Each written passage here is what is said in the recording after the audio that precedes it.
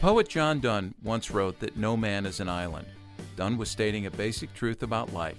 That is, that human beings tend to do things not so well when we are isolated from others. We need community to thrive. That's certainly what the scriptures teach from Genesis to Revelation. And if we're in youth ministry, community is vital to our flourishing, both personally and in ministry. Youth workers who have run the youth ministry race effectively for a long time are always networked and are working with other youth workers. While we've encountered countless effective youth ministry networks globally, one that stands out is the long-standing youth network in Western Pennsylvania and the Pittsburgh area. What makes an effective youth ministry network, and how can we get ourselves networked? And what can we do together that makes us all more effective? We'll be talking to longtime Pittsburgh area networker Travis Deans about these questions and more on this episode of Youth Culture Matters.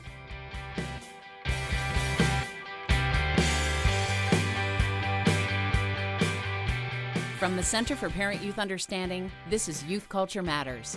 If you're a parent, youth worker, educator, counselor, grandparent, or anyone else who cares about kids, we're glad you've joined us for this practical, informative, and hope-filled podcast.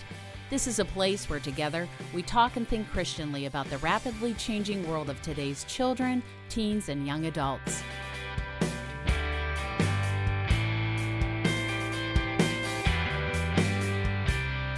Well, these are the times when on our podcast I wish we were allowed to play any kind of music at all because there were so many good summertime songs. I'm thinking about summertime and the living is easy, but we're not allowed to do that, so all we can do is think about these songs in our head.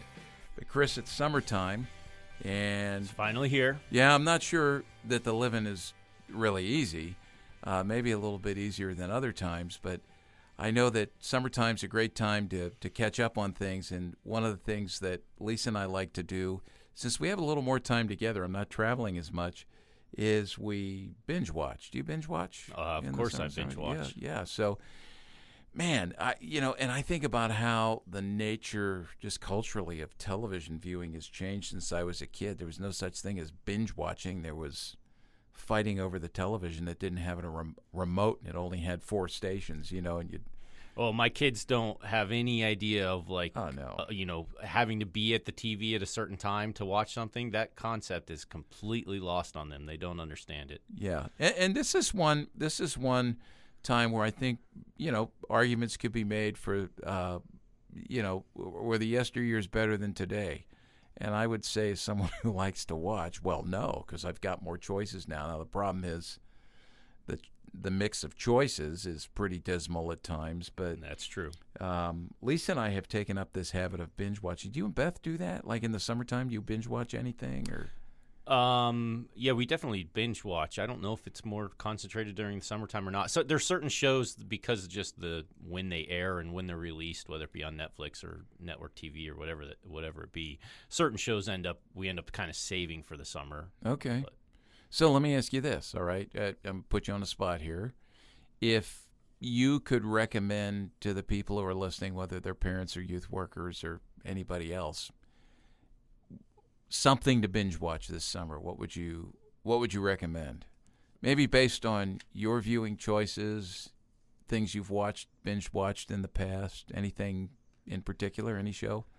Oh boy. I fastened my seatbelt here because I know to ask you this question is always I'm always I guess bracing it depends crazy on answer. And when my wife and I binge watch something together, it kind of depends on what mood we're in. Are we in the mood for a sitcom or drama or an action or that kind of thing? But so I know very recently one thing that we saved for the summer, it came out in late spring or so, was the final season of a show that we've watched together, which is New Girl.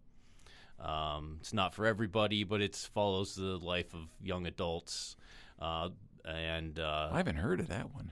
Yeah, it was a network TV. I couldn't even tell you what channel because of DVR. I couldn't even tell you what network it's on. And I haven't heard of it because there's so many choices. It's like what? Sure.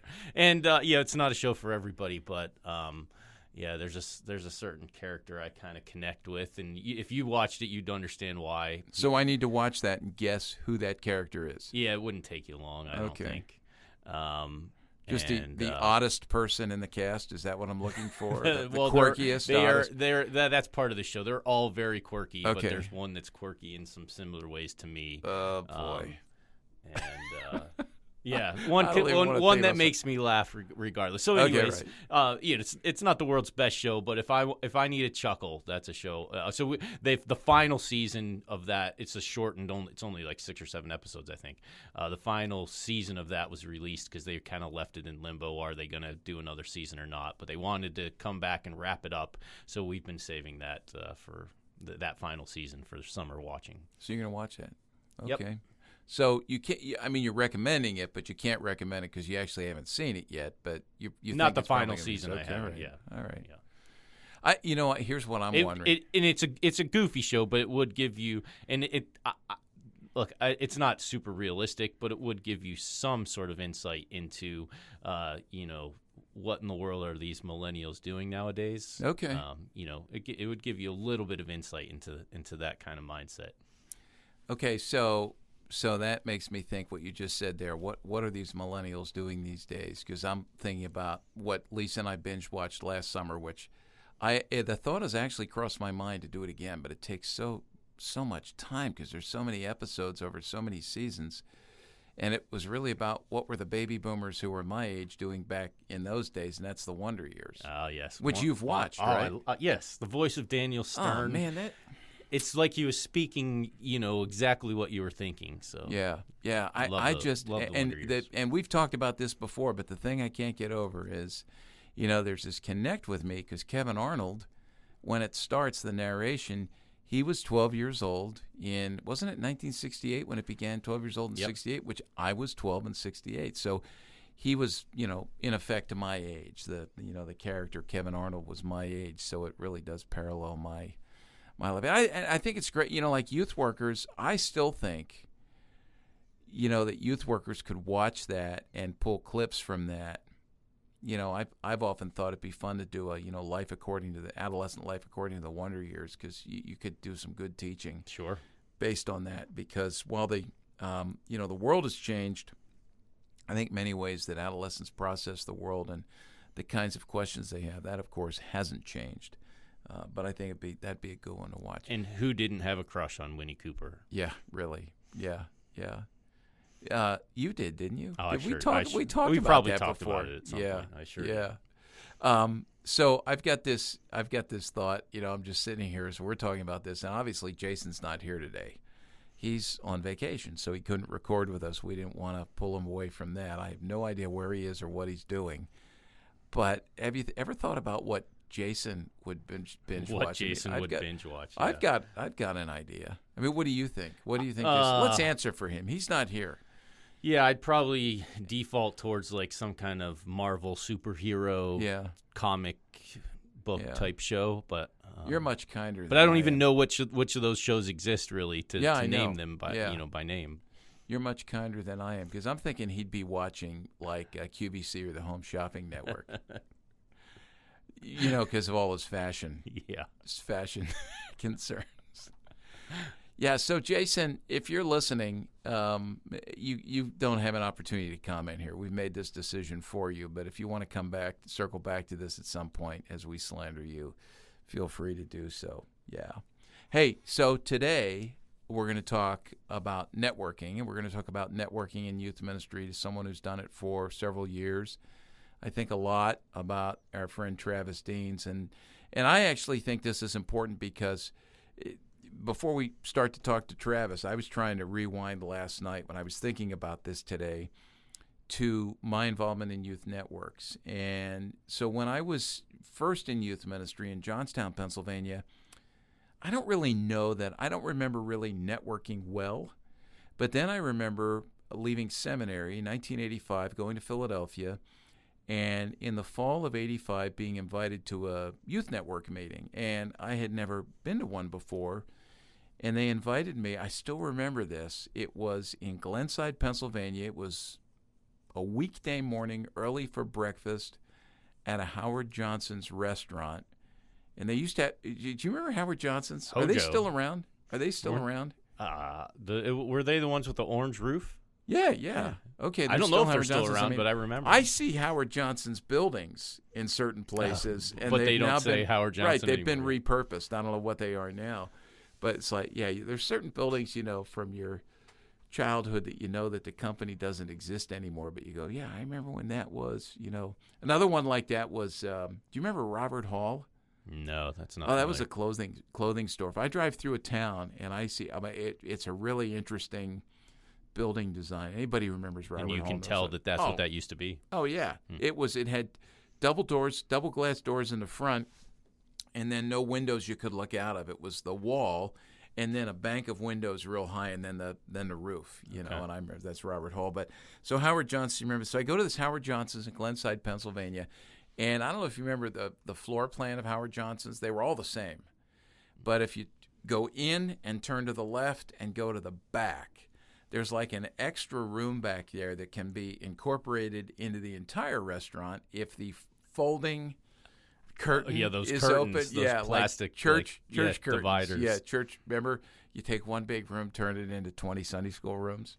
So if it's open, it's part of the restaurant. If it's not, you can have your private meeting room. And we were back in there, and I remember about 30 or 40 guys for this Montgomery County, Northeast Philadelphia Suburban Youth Network. And I went in there, and somebody came up, introduced themselves to me, and then this other guy comes up to me, this bald guy with glasses, and it's Duffy Robbins, puts his hand out and says, I had heard of Duffy at the time, and he says, hey, I'm Duffy Robbins, who are you? And I said, well, he goes, are you new? Yeah.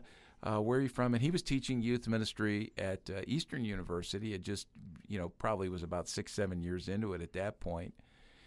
And he then says, well, when did you move here? I said, I just came here. I just finished up seminary. He goes, seminary? Where'd you go to seminary? Well, I said, Gordon Conwell. And, of course, he lights up. Gordon Conwell, that's where I went to school. And we had this instant connect. And, part of the story is Duffy became one of my best friends in the whole world. I was going to say, you've been regretting that going to that meeting for the rest of your life. No, right? It was awesome because Duffy and Maggie have become great friends of ours. He's a friend. He's a coworker. He's a mentor. He works with us here at CPYU. He's one of my trusted, handful of go-to guys. So I had that. I brought that out of that. There we go. meeting. The power awesome. of networking. The power of networking. You might get a lifelong friend. So I had that came out of that. But the other thing was there were four other guys in our local community there who were from a variety of different denominations. We were all Presbyterian, but different across the spectrum of Presbyterian denominations. And we wound up establishing really what was a 5-year, 6-year relationship where we did joint ministry efforts, group things that we never could have done on our own, and that allowed our kids to see, hey, there's other kids who are followers of Christ except just the kids in our youth group.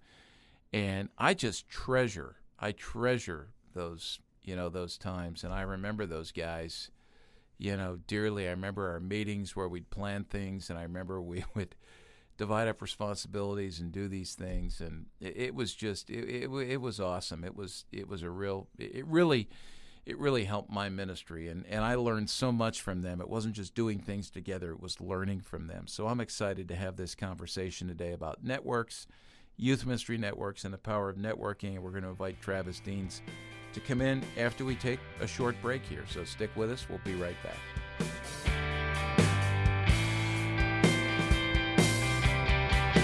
We're excited to announce that one of our most popular CPYU resources of all time has just been released in an updated and revised format. Tens of thousands of kids have been trained by their parents and youth workers to think Christianly about music and media with our How to Use Your Head to Guard Your Heart 3D Guide to Making Wise Media Choices. This easy-to-use teaching tool needs to be in your youth ministry toolbox if you desire to teach your students to integrate their faith into all of life. Jesus calls us to follow him, and that includes following him into the 6 to 9 hours a day of screen time that shape and mold the beliefs and behaviors of our kids. To learn more about our 3D Media Evaluation Guide and to order a copy for every member of your youth group, go to our website at cpyu.org. Teach your kids to engage with media to the glory of God.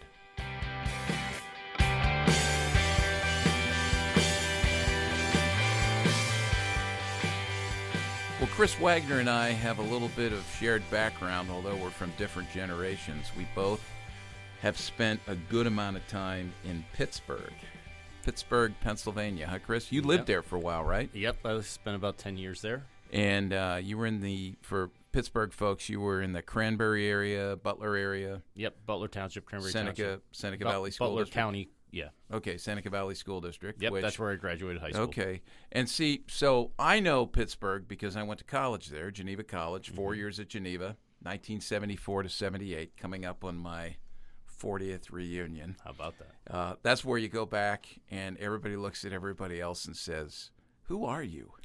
You know, and then you hear people talk, and then you're going, "Okay, I know that's you. You're in there somewhere, but man, you don't look like you used to."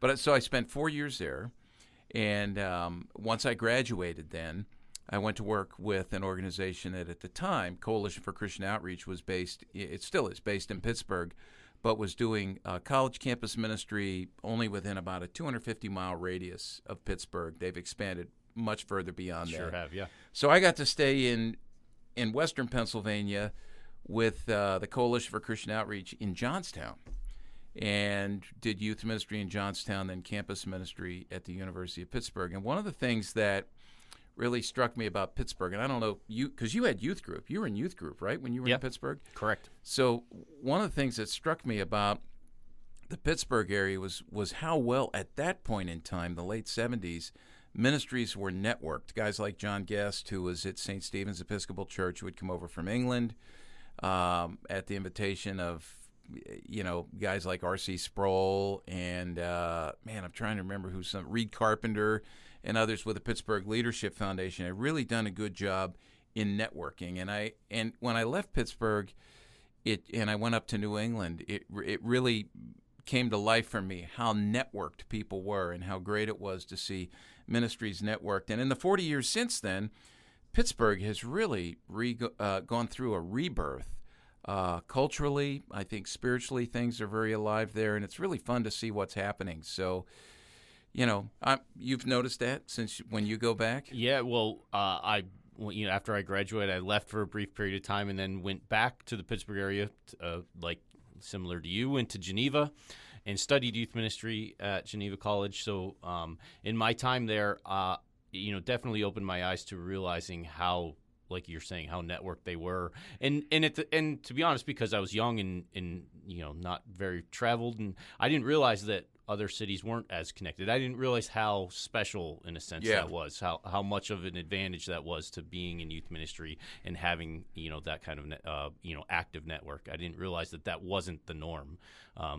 So that's one of the things we definitely want to talk about today. Yeah. And so, in the years since then, as I've reconnected with folks in Pittsburgh, I haven't lived there. My mother-in-law, my wife's family was in Johnstown when I go back. I do connect with some of the folks in the network, and I've had opportunities to go back and be a part of events that they have there, youth ministry and parent events.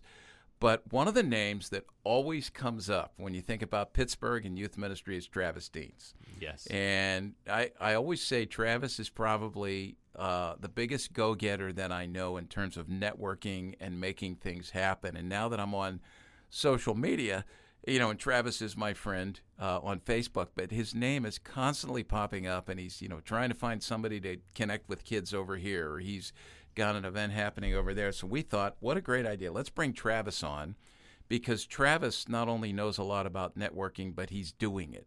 And so Travis is here with us. Travis, thanks for being a part of this. Sure, my pleasure. Thanks for networking with us.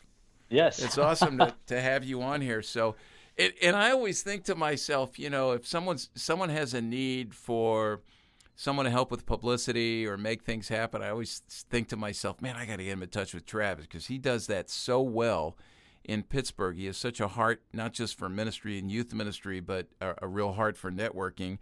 And Travis, what are you doing now? Tell us about, the church you're at and the other things that fill your time. Sure. So I'm a part-time youth pastor at a local Christian Missionary Alliance church. I live about an hour south of the city. So my church is just 5 minutes away from my house. But I also work with a ministry called Teens for Christ. We help students start Bible clubs in their high schools, and so that's a big part of what I do. And then for a number of years now, I have been the contact guy, the coordinator for the National Network of Youth Ministries for Western Pennsylvania. And so we help in that role help promote and facilitate youth ministry networking. And it is fun to connect with and work with youth pastors in this region. And you guys both mentioned Geneva College. About half the youth pastors I work with went to Geneva. So, Yeah. so it's. But yeah, those are kind of the three big things that I do. Great. And now I just got to ask about this because you actually, I love when I travel to meet people and I say, like, where are you from? And they come up with these names. Like we've talked about this, Chris. I was in Minot, North Dakota to speak at a banquet a while ago, and I'm sitting next to some people, and I asked them where they're from. And they said, we're from a little town, and the population is about 12 now. So that's little. But a little town called Antler. And you actually went to a high school. What was the name of your high school? My high school was Turkey Foot High Valley School. Area What? High School. Yes. Turkeyfoot. Well, It's okay, a real so place. the Valley helps, but how did it get that name, Turkeyfoot? Because I love these stories too.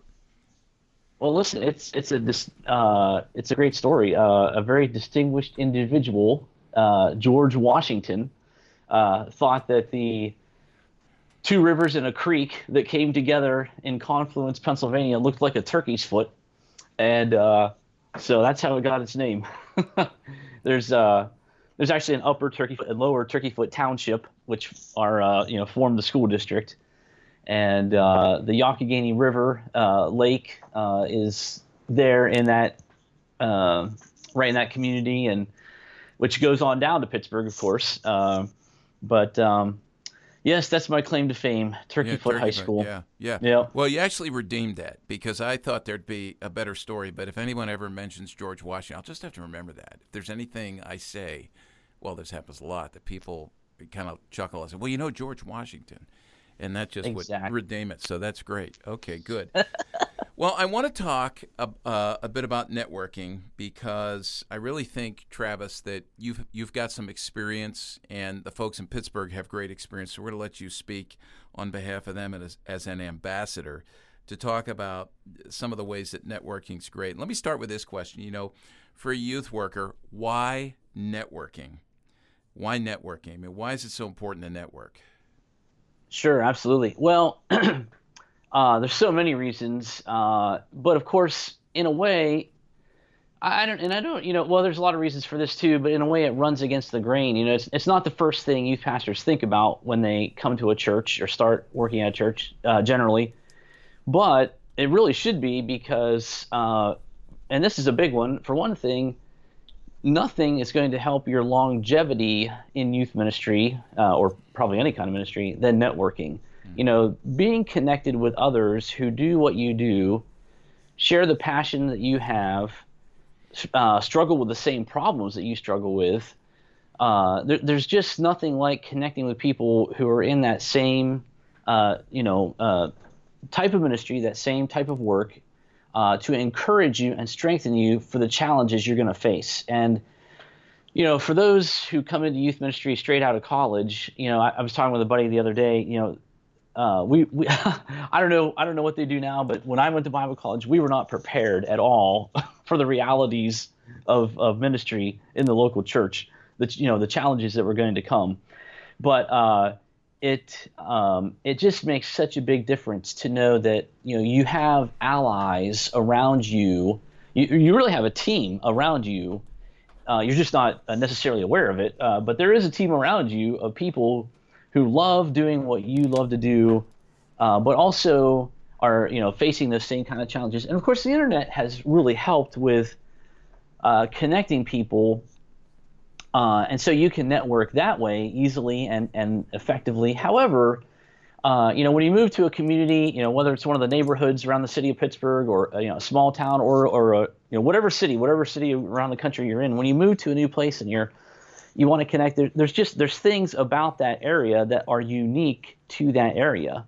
And so you can spend, the next 2, 3, 4, 5 years trying to learn all you can about that area, or you can go to people who have already been there and are working there and say, hey, what do I need to know? Give me the inside scoop on this geographic location. What's going to help me do youth ministry in this area? What are the resources? Who are the movers and shakers that I need to connect with? What's the school system like? Networking, it not only helps your longevity, but I think increases your effectiveness by, just giving you a knowledge base that would take years to gain on your own. There's things you can learn from your own church, of course, but I find that a lot of times churches, I don't want to speak out of turn, but I find that churches sometimes seem to be insulated, and you don't get the whole picture from talking to people at one church. The whole what's happening in a community, what's the spiritual and the ministry history of a community. You need to connect with others who can give you a fuller picture of what types of things have been done in this area, what's not been done in this area, what are needs that need met in this area.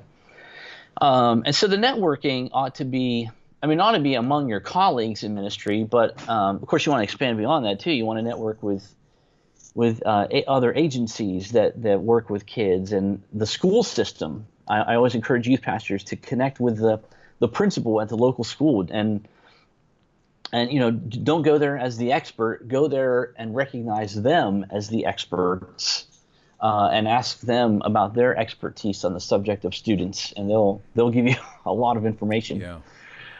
But so there's so many reasons. But yeah, you said a couple of things I want to ask you about. So you talked about being a young youth worker and coming out of Bible college. I remember coming out of college, and you're 21, 22 years old in youth ministry. And look, I'll speak for myself. There's a certain bit of maybe pride and arrogance. I see it as that now that, I'm closer in age than kids. I can do this a lot better than parents can do it. I certainly know a lot more about kids because I'm close in age than a senior pastor or a church board, an elder board would.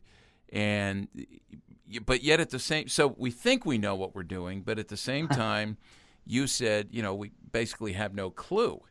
And, that's where I think a network, this really struck me because you said it kind of goes against the grain, and I'm thinking, okay, culturally, in terms of church culture, we tend to be pretty parochial, and there's this unspoken competitiveness between churches. So why would I as a youth pastor want to partner in a network with the guy down the street when we're actually trying to get kids here rather than there? I hope we've moved beyond that in our youth ministry world. I know that's still there. But there's that thing. But also, and you triggered this thought for me, triggered in a good way, by the way. You triggered a thought just about individualism, that as youth workers, I think as young people and even as older people, we have to realize that in the U.S. right now, in Western culture, individualism is so ingrained in the very fabric of who we are and where we live and how we do things and what we believe. It's a big part of the soup that we swim in every day, and we don't even know it's there. And that individualistic spirit pushes against networking. And I know we talk a lot about community in the church today. We talk a lot about community as a buzzword, and we need community. When we look at the scriptures, we see that, the beauty of the body of Christ and working together and using our gifts and abilities. But I think sometimes we talk about it more than we live it, because sometimes that individualism basically takes over and shadows that or trumps that, we would say, and we tend to maybe default towards individualism rather than networking. So I love what you're saying here, and I say that just in a biographical manner, a human nature manner, and then also the fact that our culture today especially for those who have grown up in more of this individualistic culture, pushes us towards that. So, so to youth workers, I would say overcome that and do what Travis is suggesting here, because you've certainly listed a lot of the benefits. I want to ask you about longevity here, because you mentioned that, the key to longevity is networking. Work that out a little more for us, because there are certain aspects of that which I've seen over the years have been really helpful to me. I often say, I'm going to be 62 this summer, and I feel like I've just begun. I hope I have a lot more longevity. I plan on that. But I default in my networks to older people, to wiser people. The older I get, the more I'm running out of those folks, obviously. But even, those who have gone before us who aren't living, they have a lot to say to us through what they've written and such. Have you seen Sure. How have you seen this work itself out in Pittsburgh? I don't know if you can think of some examples. I don't want you to say names and say, well, there's this old guy. Well, maybe that'd be good. I don't know. It'd be fun to hear that. But Well, I can actually think of a number of older guys who are still in youth ministry, and in fact, at the Pittsburgh Kids Network meetings that we have, they're the first Fridays of each month, and it's a fantastic opportunity for youth pastors in the city and in the region to connect with each other. There's usually 50 or 60 that come together, but over the years we've had a number of those older youth pastors, speak to the group, and there's something powerful. There's something powerful about hearing that voice of wisdom and experience, and like it or not, our churches, there is such a thing as church politics, and navigating that well, navigating that with humility and with wisdom and with shrewdness, it really helps to have the voice of experienced people, to guide you through that. One of the things that is common in our area, and I'm sure this is true of other areas too, but we have, quite a few of my youth ministry friends are now senior pastors, and so it's been, not only are there the older youth pastors, but there are senior pastors who are able to give wise advice to younger guys. Hey, here's, you want to get along with your senior pastor? I've been on both sides of this thing. Here's what you need to do. So just, I mean, the benefits of connecting and learning are just immense. I don't know how many youth pastors I've seen come and go. I mean, I've been doing this over 20 years, and just again and again. I mean, just sometimes it feels like a rotating door, because, and I think in a large degree because of just the lack of willingness to reach out and learn. That there's book learning and there's experience learning, and we all know those are two different things. And you gain experience learning either by your own experiences, which is good, or by listening humbly to the experiences of others. So I would encourage all young youth pastors to find those older voices, because you're going to need them. I like that. One of my favorite quotes is from Francis Bacon, and he said a long time ago, he said, "Histories make men wise." Now, there's some wisdom he's passed down, but he's also saying in that piece of wisdom that he's passed down that we need to study history. And that's just not world history or U.S. history. It's church history. That keeps us from error and on the right track. But in youth ministry, it's the history of those who have gone before us, the living and dead, and their experiences. What have you done right? What have you done wrong?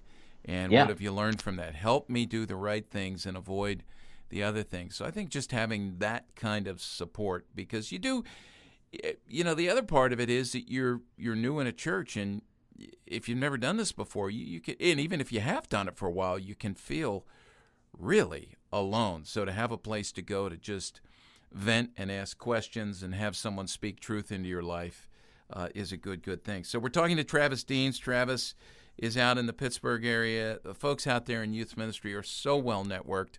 I know they would say they don't do it perfectly, but as Chris and I said at the beginning here, we look at them and we say they're doing it right, and if they're not doing it totally right, they're moving towards that. So we're going to take a break here, come back and talk to Travis some more about the power of networking and hear a little bit about some of the specific things that they're doing in Pittsburgh that maybe we could emulate and try to do where we are as we work to establish networks to increase our effectiveness in youth ministry. Stick with us.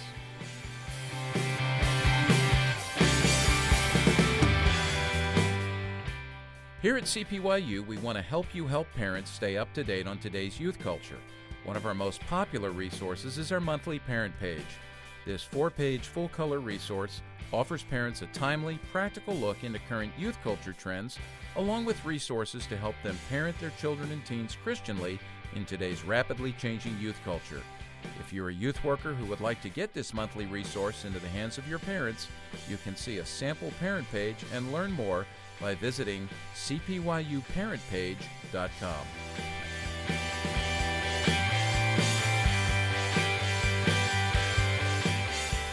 Travis Deans is joining us from, how far are you south of Pittsburgh again? What'd you say, about 30?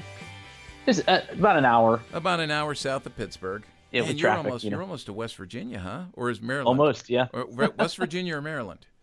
West Virginia. Okay, yep. West Virginia. Mm-hmm. So Travis is out there, and he's been doing a lot of work in the Pittsburgh area in terms of networking folks, a lot of events, a lot of trainings, a lot of student things. And as I said before, I track with Travis on Facebook, and it's always fun. I know what's happening in Pittsburgh because of Travis, and I can only imagine how much the folks in Pittsburgh depend on Travis to stay networked. But Travis is involved as well, he mentioned earlier, with the National Network for Youth Ministries. It's been around since, as we were talking during the break, 1981. Paul Fleischman began that. I remember that, Travis, because I would get these, I think it was a quarterly, these resource boxes that the National Network did, which for a youth worker was just gold. There was no internet back then. So we would wait for these boxes, and there would be books and music. I think early on some of it was cassette tapes even. For those who are younger, you got to Google that. What's a cassette tape? But we would get, they would work to resource us, and then they were starting, local networks and things. Travis he was telling us during the break, he wrote an article for their magazine a few years ago. We'll include a link to it called From Competing to Completing. Tell us a little bit about that, Travis, and what you were trying to communicate to youth workers there. Yeah, sure. So the idea was, how do we look at ourselves as churches? And some churches are, really willing to connect with other churches around them. Some churches, think they are the only church. And that sounds crazy, but for all practical purposes, they just do their thing, and that's all they do. So I read this article with the idea, trying to encourage us to look at other churches in a new way. And generally, and you hinted at this earlier, that there's a little bit of this unspoken competition between churches, and competition is not all bad, because competition certainly challenges us to be better. It spurs us on to do our best, and so in that sense, there's a sense that competition between churches could be good, just in the sense of, hey, let's be the best church that we can be. However, in the body, when God looks at the body of Christ, He does not look at a community and see many churches. I think that God looks at a community, at a city, and sees one church that meets in a number of different buildings. And if you look at the Old Testament, when Paul wrote the letters of the Old Testament, he was always writing to the church of this city or that city. Just to correct you there, you meant the New Testament. Yeah, did I sorry. Yeah, you said Old Testament. And I know that's what you meant, but we've got some listeners that'll just tune out right then because they're going, who is this guy? What is he talking about? That's funny. Yeah, sorry. Yeah, that's good. But still, when Paul writes his letters, he's always writing to the church of this city or that city. And in the book of Revelation, it's the church of, the 7 churches of those different cities. And so I think that, God looks at our communities and He sees one church, not a bunch of different churches. But, because of the Protestant Reformation, which I think was a necessary event, but over the past 400 years, the church has splintered into so many pieces, and so. But I don't think those pieces are all bad. But I think that our different denominations give us aspects of theology and methodology that are fantastic. If we put the pieces of the puzzle together, we come up with a more complete picture. And so if in your community, if you're thinking about what is the spiritual picture here, you have to have all the puzzle pieces. You have to have all of the churches in that community matter. The churches that are preaching the gospel, the churches that are true to the Word of God, of course. But all of those churches matter in God's plan for that community. And so in the article, just encourage churches to not see each other as competition, but to begin to communicate with each other. Hey, let's get together, let's talk, let's pray together. And I've seen incredible things come out of pastors and youth pastors praying together. And if that's all you do, that alone is powerful, and amazing things happen just by praying together. But beyond that, there's things that you can cooperate on, collaborate on, and we've seen networks of youth pastors have done incredible things in this area because they've collaborated, they've worked together. I'll get into a couple of those in a moment, but. And then the final thing was just, having this attitude of we need each other. We cannot accomplish all of God's purposes for reaching this community or this city without each other. And that's a really different way of looking at it. But I think that's part of the ineffectiveness of the church in our culture today is in part because we're so fractured. We are so at odds with each other that it's kind of no wonder that we're losing the culture and losing a generation here. If the church were a corporation, we'd be losing money like crazy. Yeah, Anyway, I want to. Sorry, but that's all right. I want to spring off on something, and I love the way you keep talking, because this is an indicator of your passion for this, and this is why we had you on. I think that's the key to this, to become passionate about these things. So let me share this. When I travel, you said something that sparked a thought here. So when I travel, and I speak at an event in a community, which is a big part of what we do here at CPYU. I find that typically the scale will tip towards better passion and encouragement and response on the part of the people who are having me in if it has been planned as a result of the cooperative work of a network. So a group of youth workers, a group of churches, a group of community organizations have come together and said, we need to address how to think Christianly about music and media. Let's bring CPYU in. Or we need to think about, digital technology and how to train our kids to, be digital disciples. Let's bring CPYU. So I find, no matter what the topic is, sex, sexuality, whatever, if it is a group, typically more often than not, they do a much better job of preparing people and getting people there, and then doing the follow-up, the necessary work of follow-up to make sure it's not just a one-time event. Now, granted, there are times that individual churches do a phenomenal job. Sure. But I'm just saying, as an observation, non-scientific, I'm just, kind of going through the Rolodex in my head of, the file drawer in my head of the places I've been over the years, that what you're saying is so much more true where there's a network. So let's spring off of that, and I want to hear some of the practical nuts and bolts things that have been happening in the Pittsburgh area. If you can, rifle through those and tell us what some of those things are, and longstanding events and longstanding things that you've done together in the network, and then maybe there's some new things on the horizon that you folks are brainstorming about. And I know a lot of your people out there, and they are energetic and they are passionate about this. So go ahead, fire away. Sure, yeah.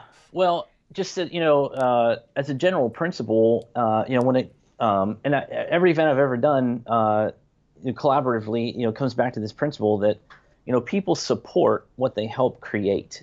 And that was something I learned from, the National Network years ago. And so anytime, a youth pastor has had an idea, but they couldn't do it on their own, hey, let's meet with a couple other guys, run this by them, see if they want to get in on it and make it happen. And I've seen guys over and over again do things together that they couldn't do on their own. One of the things that I love is when we've brought school assembly programs to the area. And, a large church could do that on their own and it would go well. But we've had a number of churches that, God has given them a connection or a resource in terms of somebody they could bring. The Seven Project is one of those. It's their office is kind of out your way there, Walt. But we've had them in a couple of times. And in one instance, we had a youth pastor that his church was a smaller church, but he really felt called of God to bring this school assembly program to the local high school, and but it was going to cost $6,000 or $7,000. And so we met with a number of youth pastors, and then we also met with the principal. And the principal was a no-go on it. She didn't want to do it, but we talked with the Bible club at the high school about this idea. They took it to one of their guidance counselors or a vice principal or something, and I guess because the students wanted it, the principal said, "Okay, let's do this." And she called up that youth pastor and said, "When can we make this happen? Or how soon?" And so we went back to the network and said, "Hey, the principal of this high school, which this high school is the largest high school in their county, she wants to bring this school assembly program. It's going to cost this much. Could each of your churches chip in $500?" And within a couple of weeks, we had $6,000 or $7,000 raised. And no one church could have or would have done that, but what I don't know, it was 10 or 12 churches that did it, and that was the easiest $6,000 I've ever raised. It was amazing. But it was that was a cooperation between students, youth pastors, principals, senior. It was a very large scale collaboration. And the night, so they came and they did the school assembly, and then there was an evening outreach at the high school that night with a former Harlem Globetrotter and a skateboarding guy, and they did a lot of multimedia stuff. But they had a very clear presentation of the gospel, and 100 students came forward and gave their lives to Christ. And the local churches followed up on those students, invited them to their youth groups, and so that's one big example. But there's so many other things like the Pittsburgh Kids Network does a summer camp called Surf City. They do a fall retreat called Laurelville, which is those two things have been going on for years and years, and churches just count on those as, hey, here's something that the network provides that we can bring our students to. We don't have to plan it or make it happen. We can just bring students, and we can enjoy hanging out with our students because someone else has taken care of the programming and the logistics. Anytime we've done trainings like we did the Hope and Healing seminar with you several years ago, and I think you did a youth culture seminar in the South Hills. Oh yeah, a couple times. Do you remember that? Bible Chapel, South Hills Bible Chapel. Yeah, and also I'm thinking of one at Mount Lebanon Presbyterian Church, where I think that would have been a very small event, but they reached out to the larger network, and communication was went out all over the Pittsburgh region as a result of that. And so a lot of those smaller trainings have resulted in a larger event that we're doing now called the Pittsburgh Youth Workers Conference, and which you spoke at several years ago, Walt, which was fantastic. We're coming up on our 5th year now, and that has totally been the result of youth pastors connecting and collaborating. In fact, we feature local youth pastors as the breakout presenters. But it's been exciting. It's been exciting to have a homegrown youth ministry conference. You get how many people at that? Not that numbers are important, but I think it's significant to show the reach of the network. I mean, Yeah, you've had it's about several hundred of them, 250. right? Yeah, yeah. I Yeah, mean, and it's a vibrant, lively event. Fueled, if I remember, by Chick-fil-A, right? Oh Don't you yeah, have that for absolutely. lunch? Yeah, yeah. Absolutely, I'll tell yeah. you what, Christian chicken just gets youth workers hepped up all the time. So, Absolutely. yeah, That's another example of networking. yeah, yeah. That's good. And that's the kind of thing where you tap into a local business as well. And Oh, absolutely. to ask Sure. questions like that of folks, there are people who have a heart for these things. Who, as a network, if you just ask, they'll get behind you. So there's an example of that. Yeah. Yeah, absolutely. Any other types of events that you've done? I know I've seen things about Pirates games, or I mean, you've tapped into the other things that are happening in the faith community there, and Oh you've yeah. used the network to promote those. Well, our local, the Pittsburgh Kids Network guy, Brad Henderson, he's also the chaplain for the Pittsburgh Pirates. And so every year, well, in recent years, the last, I don't know, 4 or 5 years, they have done a faith night. And so Brad and his wife Beth, they've both been an integral part of that Pittsburgh Pirates faith night. And so, that's not a youth pastor collaboration event so much as it is, just a citywide, opportunity. And but it really, youth pastors bringing their groups to that have made it quite a successful thing. I think a couple of years ago they had 12,000 people that stayed afterwards for that, and and it was in part to youth pastors supporting what our network leader had invited us to and to be part of, and communicating that with people. So that's been very exciting to have that the last few years. But there's been so many other things. We've done a number of well, back in the day we did True Love Waits purity events back in the early years when I was involved in this, and of course bringing concerts to the area. We've had a lot of concerts come that were a result of churches working together. One of my favorite events that we do is our See You at the Pole event in September called Ignition. And, the whole idea there is to, challenge and equip students to think of their school as if it's a mission field and as if they are missionaries, that God is sending them to this place to share the love of God with their fellow students. And that was the idea of a youth pastor in Murraysville. He wanted to do something big and at the beginning of the school year for his students, but he didn't have all the resources he needed. So I remember the lunch meeting where we met and hey, let's get these other churches involved. And what began as a single community event is now a regional event that happens 2 nights on the east side and the south side of the city.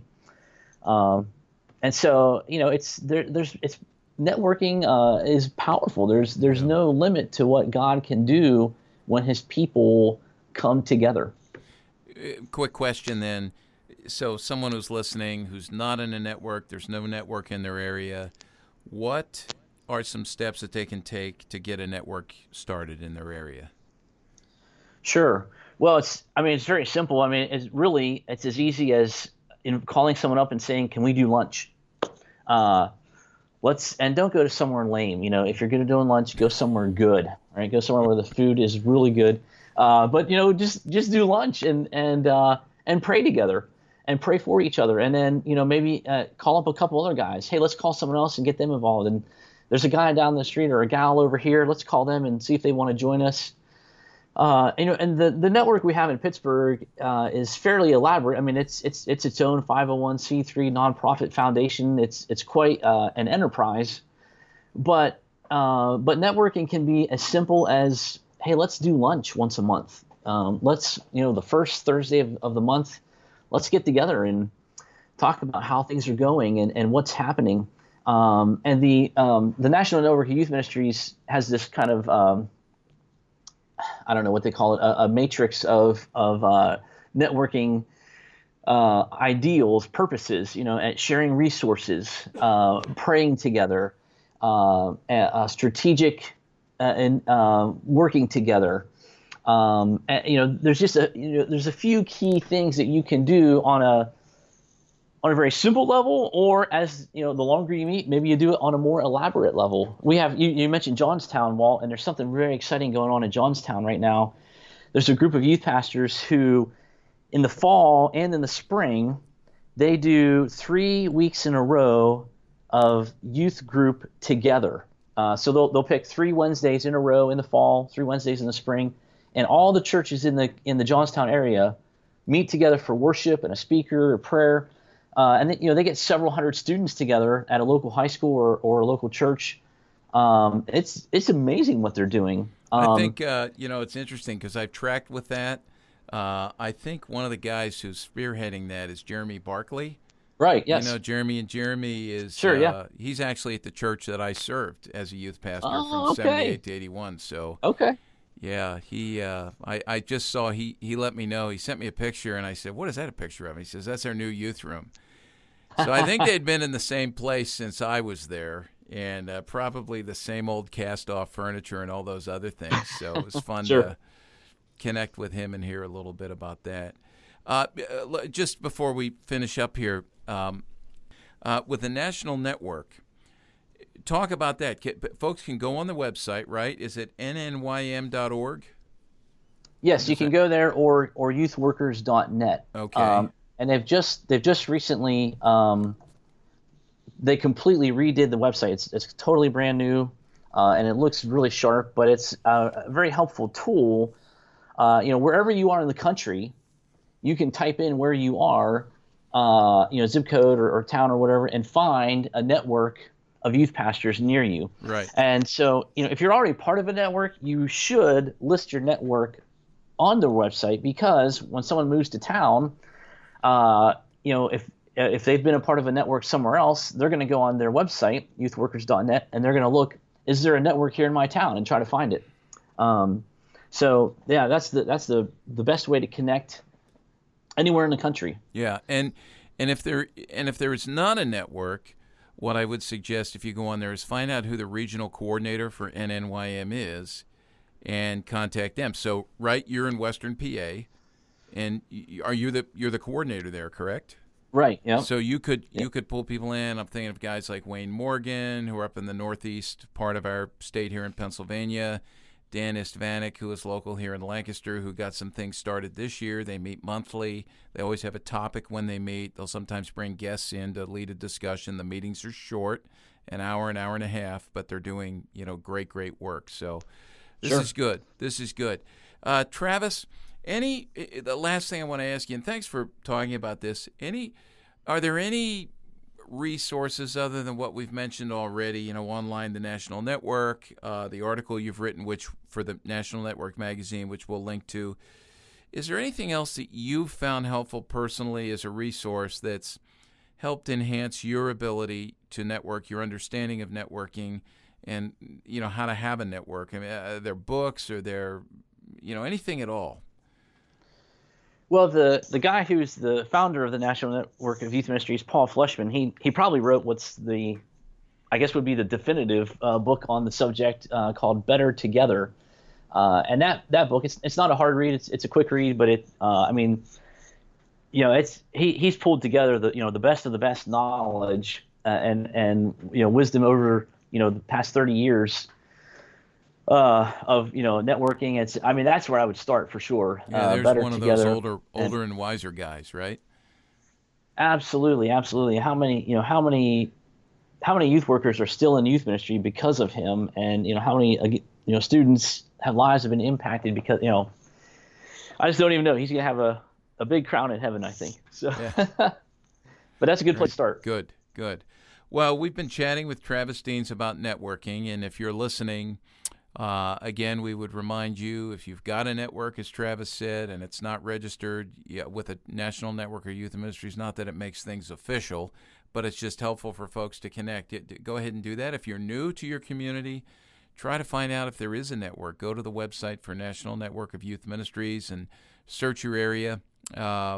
Maybe find, if there's no network, find the coordinator in the area, talk to them. Maybe you can be the one who spearheads getting that started. So Travis is living, breathing, walking proof of the power of networking, and he's just one of many representatives who have done this well, not just across the country, but in particular in the Pittsburgh area, where Chris and I, we said at the top, very impressed with what's happening there. So, Travis, thank you. If you folks are listening and you're not listening, if you're listening through some sort of podcast platform, you may want to go to our cpyu.org homepage, click on the page for this episode of the podcast, Youth Culture Matters, and everything we've mentioned and more will be listed there with links that will make it easy for you to tap into the resources that we've mentioned here today. So, Travis, thanks so much.